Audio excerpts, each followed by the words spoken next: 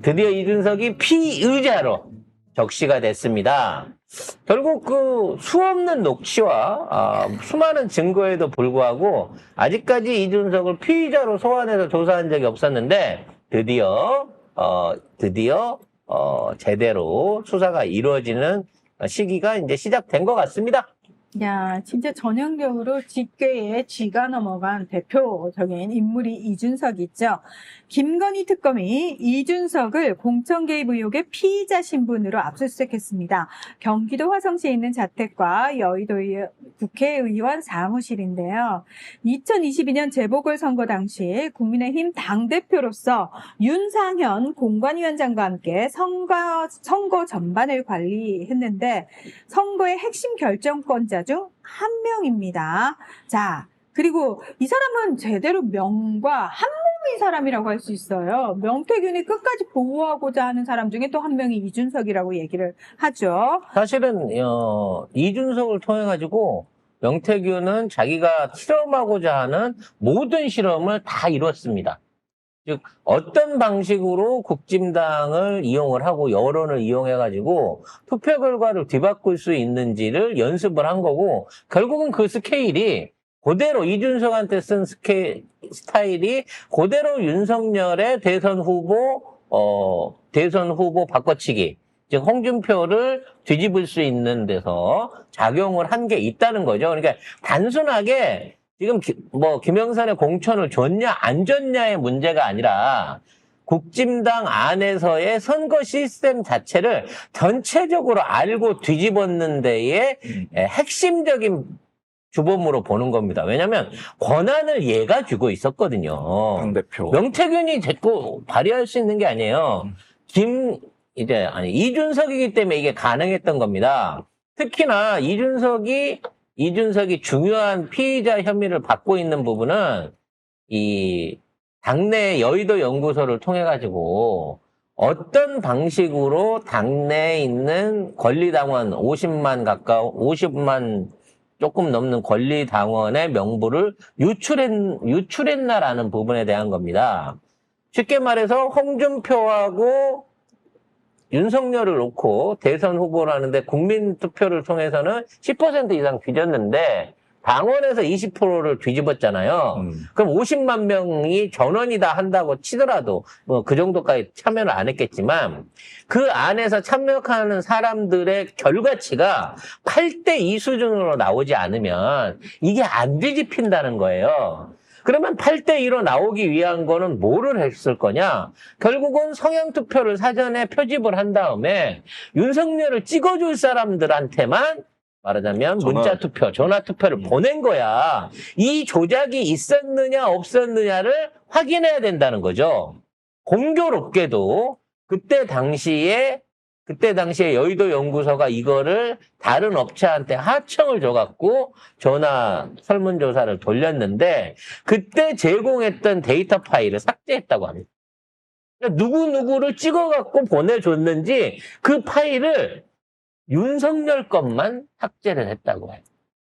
결론적으로 여의도 연구소와 이준석이 힘을 합쳐가지고 윤석열이 당선될 수 있도록 권리당원 투표를 조작했다. 여기가 가장 큰 죄의 핵심이 될 것 같습니다.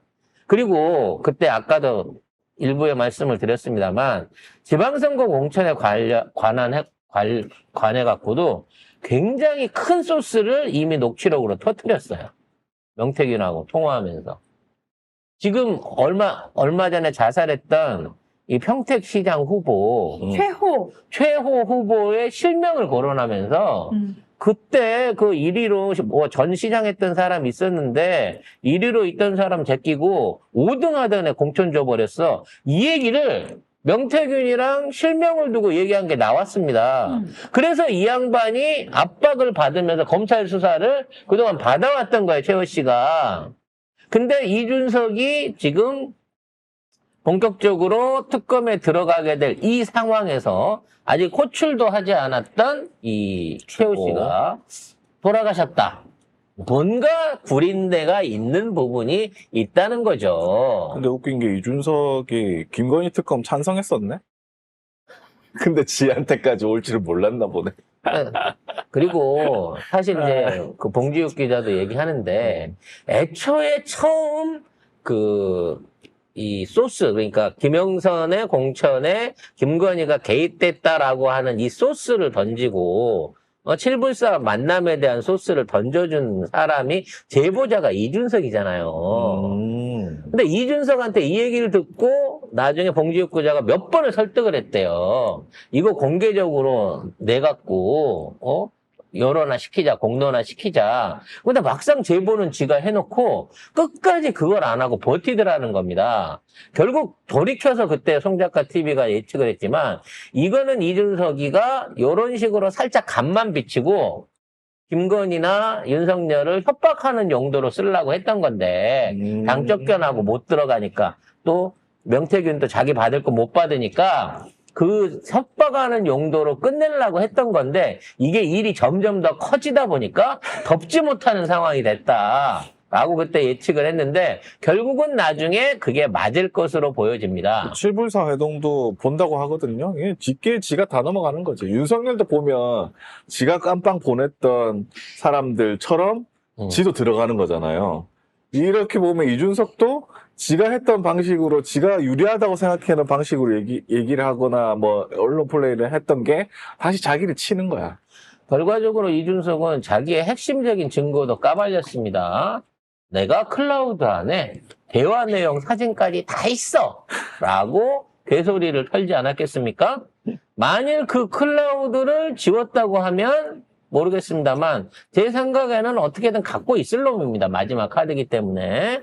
그 클라우드 안에서 얼마나 많은 정치인들이 기어 나오게 될지 이준석에 대한 체포동의안이 올라오게 되면 신속 처리를 한다고 민주당이 얘기를 하고 있는데 과연 이준석의 정치 생명이 어떤 방식으로 끝나게 될지 우리가 잘 확인을 해야 될 것 같습니다. 98% 지지로 당대표 재신임에 성공을 했는데 그 당도 또 아니고 뭐야? 왜냐면 권리당원이 10만 명인데 2만 5천 명만 참여를 했잖아요. 2만 5천 명 중에 98%, 이게 참가한 사람은 다 찬성표만 찍으러 온 거예요. 반대하는 사람은 하나도 없었다고 하는데. 그리고 혼자 출마해서 혼자 찬성 그러니까. 반대면 거의 공산당 아닙니까? 이 당이 무슨 뭐 경쟁이 있어, 뭐가 있어? 더 웃긴 건 뭔 줄 알아? 뭐야, 이거 아니면 당대표 없애려고? 아니, 이게 거의 팬클럽 아니야, 팬클럽? 뭐야? 팬클럽도 안티가 한둘은 있어. 근데 저 둘인데. 얘는 그러네. 100명에 둘이 있었네. 100% 웃기잖아요. 근데 얘는 이 전당대회를 해놓고 전당대회 결과를 보지도 않고 나경원이랑 미국 갔잖아요.